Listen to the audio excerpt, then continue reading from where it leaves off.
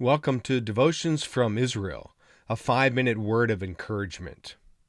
Today's devotion comes from Psalm 48.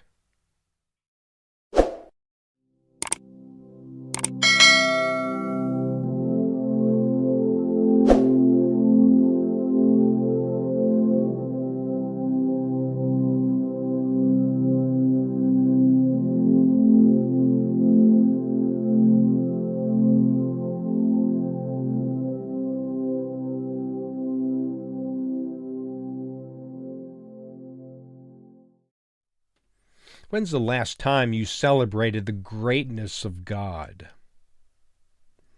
Well, the greatness of God can be, defined in many ways. We see the greatness of God displayed in, first of all, the amazing grace that He offers us as sinners. We do not deserve His grace, and yet He freely bestows His grace and love and mercy on us, towards us, so that we can be forgiven in our sins.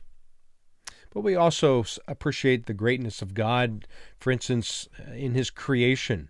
I travel all over the world. I travel different parts of our country here in America, and I see the splendor of His creation. I feel so sorry for those who believe and feel that this all evolved out of nothing. It's the handiwork of God that we see all around us, the beauty of creation and the splendor of what He has made, and we enjoy it today. And yet the psalmist here in chapter 48 likens the greatness of God to Jerusalem. In fact, I love Jerusalem. We walk on its walls.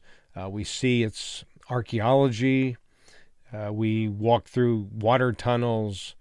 We see where the temple once stood. Jerusalem certainly is a special place. And yet, listen to how this psalmist likens the greatness to God and uses the illustration of Jerusalem and its towers and its citadels. Here are the words from Psalm 48. Be encouraged today as we hear these words. Great is the Lord and most worthy of praise in the city of our God, His holy mountain. Beautiful in its loftiness, the joy of the whole earth. Like the heights of Siphon is Mount Zion, the city of the great King. God is in her citadels. He has shown Himself to be her fortress. When the kings joined forces, and when they advanced together, they saw her and were astounded. They fled in terror. Trembling seized them there, pain like that of a woman in labor. You destroyed them like ships of Tarshish, shattered by an eastern wind.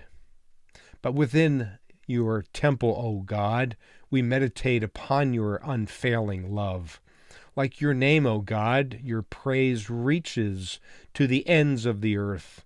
Your right hand is filled with righteousness.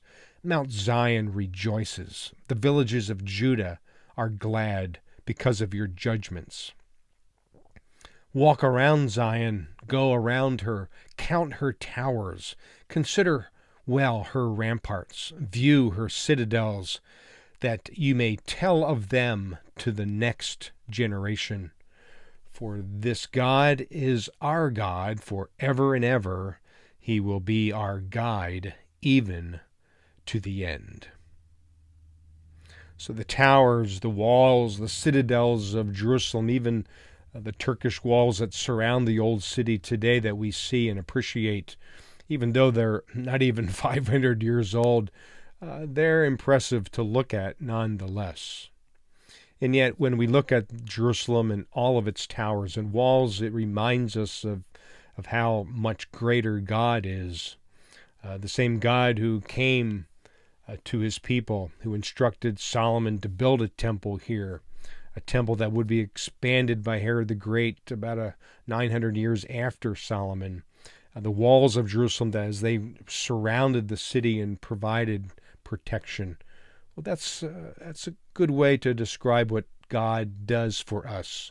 In His greatness, He surrounds us like the walls of Jerusalem. He protects us so that we can find refuge in the strong tower of His strength and mercy.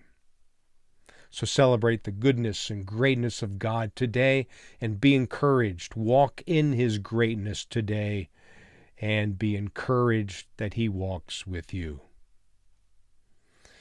Be encouraged today, and until next time, shalom.